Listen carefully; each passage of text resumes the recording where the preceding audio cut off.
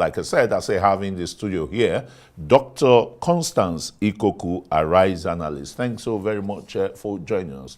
Let's reflect again on the French parliamentary elections, the results so far, the far left, taking the lead with about 172 to 192 seats, no clear-cut majority, and Macron's party is coming second. But the surprise of the very first elections last Sunday is far behind at 152 seats. Yes, yeah, it is a surprise to many, well, to some, and then it is also a shock to others, but it's what it is.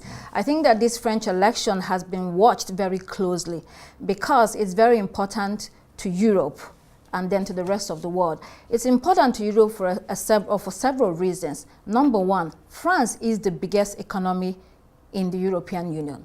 Number two, it has one of the largest populations in the bloc. Number three, it plays a key role in the EU.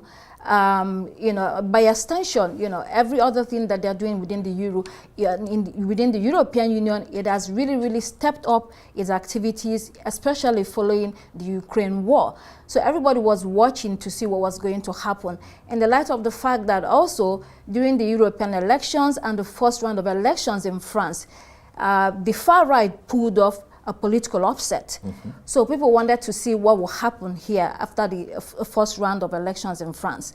Then it has happened that they are in the third place. So Macron's party has come second and the far left has come first. And why did the far left come first? After the first round of elections, there was a lot of shock, so they had to rally round. The National Popular Front had to rally round and ask their supporters and other voters to come together to make sure that the far right doesn't come into power. Because they're anti-immigration. It's not only about immigration. There are several issues, that are going on. Yes, immigration is top on the agenda for the far right because they feel like they need to take their country back, they need to take their continent back. That's one issue. But there's also other issues, religion. France has the largest population of Muslims in Europe. So there's always that religious conflict within the country of Muslims thinking they are being clamped down upon, and then the French thinking that, no, you are in our country, so we make the laws and the rules and you have to obey it. And if you do not like it, then leave the country. This is France, this is the French Republic. So you have that political, religious conflict going on there. It's an issue. But also for the far left, there are so many other issues that come up. Macron's party had not been doing so well. In 2017, when he came into power, he was only 39. And he had a lot of support. There was a lot of hope. He seemed progressive. But since then, he has been having serious problems within the country.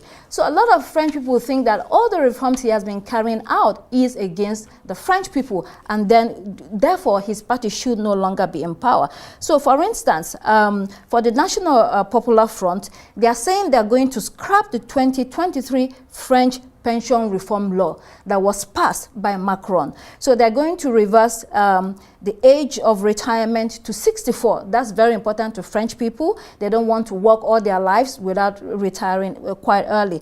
And then they want to increase the salaries by 14%. They want to give the tax breaks for the wealthy. They want to reverse it. And then they want to raise income tax on the highest earners. So these are issues that are out there for the National Popular Front, and that is why a lot of people rally around to make sure that they came first. Particularly in the second ballot, because, exactly.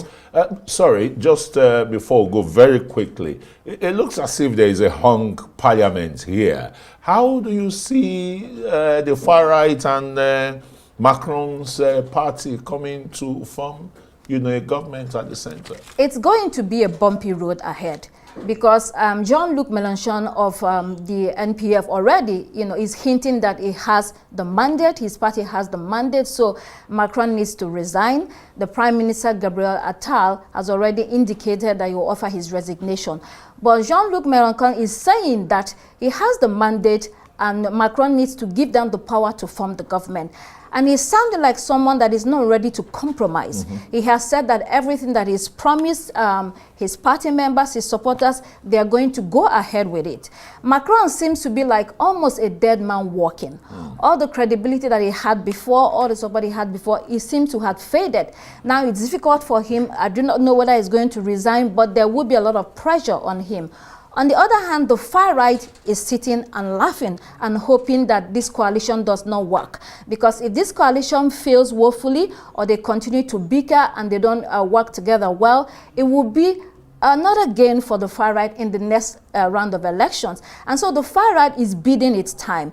It hasn't achieved the leap that it hoped for in this election, but it has made significant gains, and that slow and steady ride would definitely continue. That's what we're going to see going ahead. Look at the beauty of democracy and the elections there. 28-year-old contesting to become the president of France. Yes, when would that when would that happen in this part? Well, we had once a 28-year-old, 27, late Captain Thomas Sankara of Burkina Faso. Then he was 27 when he became head of state, but that was a long time ago. Can we say that in today's Nigeria? Well, all the old people in Nigeria need to retire and begin to mentor younger people. But, you know, when he was giving his speech this evening, Jordan Bardella, the young leader of the national rally, he seemed, a bit tamed, because they didn't get what they were hoping for. But you could see in him that he knows that they're not going anywhere. The future is bright. Yes, they're not going anywhere.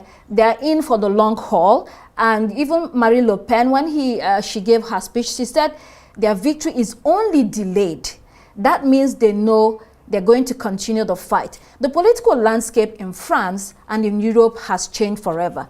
And I think it's going to continue. It will not be dampened. It's going to be a tough one for the far left.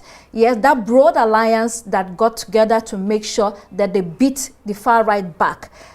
Hopefully, the broad alliance will be able to hold itself together. But in the next few months, we'll see what happens, whether they are even able to get a government together. Thank you so very much. No better place for you to You're drop welcome. the anchor. Dr. Constance Ikokwu, Arise analyst.